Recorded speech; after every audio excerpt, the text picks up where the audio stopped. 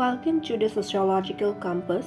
You have probably heard this line many times. Hinduism and Buddhism were always united, two sisters of ancient India.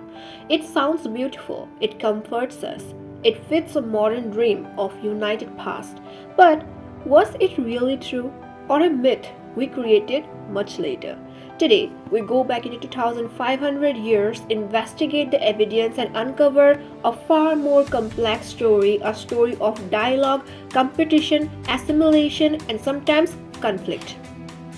How Buddhism began? A peaceful rebellion.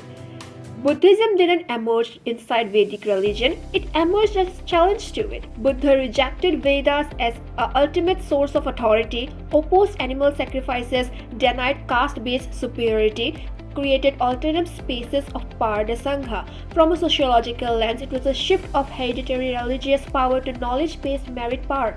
It was not unity, it was counterculture. Early India became a multi-religious society. Buddhists gained royal support, Brahmins retained regional authority, Jains, Ajivikas, and tribal faiths lived alongside. It looked peaceful from outside, but sociologically it was a power negotiation. Who controls? Land grants, education, rituals of kinship, access to society. The answer changed with every king. Ashoka supported Buddhism not because it was Hinduism's sister, but because it reduced the Brahmanical power. He gifted monasteries, land, revenue rights, trade of fruits. Brahmins lost their influence. Sangha became more powerful. Unity, more like a political advantage. And when Ashoka's dynasty fell, Buddhism's fortune fell with it. Texts from both sides criticized each other. Buddhists called Vedic rituals pointless, violent, rooted in ego. Manusmriti labeled Buddhist heretics. Debates in royal courts were intellectual battles for influence. These tensions were real. They shaped the identity on both sides.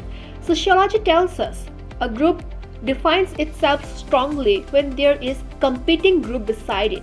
So Buddhism and Brahmanism grew by opposing each other, not by merging. By Gupta's period, Brahmins shifted the strategy. Instead of fighting, they absorbed Buddhist ideas. Buddha became Vishnu's avatar. Buddhist monasteries inspired temple architecture. Ethics like ahimsa and karma entered Hindu philosophy. This created cultural harmony, but weakened Buddhism's separate identity. Unity came from dominance, not partnership. Religion survives on resources. Buddhist monasteries were controlled trade, merchant donations. Brahmin priests depended on land and royal support. When North Indian kings shifted support back to Brahmins, monasteries lost land, scholars lost income, and the Sangha weakened. Sociological truth here is harmony collapses when resources shift. While Buddha thrived in Sri Lanka, Southeast Asia, Tibet, etc., inside India it became less mass-based, more allied ritualistic, mixed with tantric Hindu practices. Boundaries blurred. The distinct religion became invisible. Unity existed only because one side lost power. There was no single Indian experience.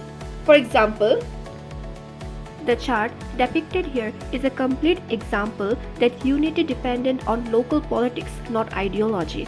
In 20th century, nationalism leaders wanted a glorious, unified, ancient identity, a peaceful tradition to show the world, a story that India always lived in harmony. So, history became simplified, differences were softened, conflicts were forgotten, but the real story is far more human. Cooperation when useful, rivalry where trodden, culture mixing and evolving every century. Unity did exist in festivals, art, ethics, daily life, but it was never guaranteed, never permanent. Understanding this complexity doesn't divide us, it empowers us. Because harmony isn't a gift from the past, it's a choice we must build in the present. If you want more videos where we question the history with honesty and respect, don't forget to subscribe. Thank you.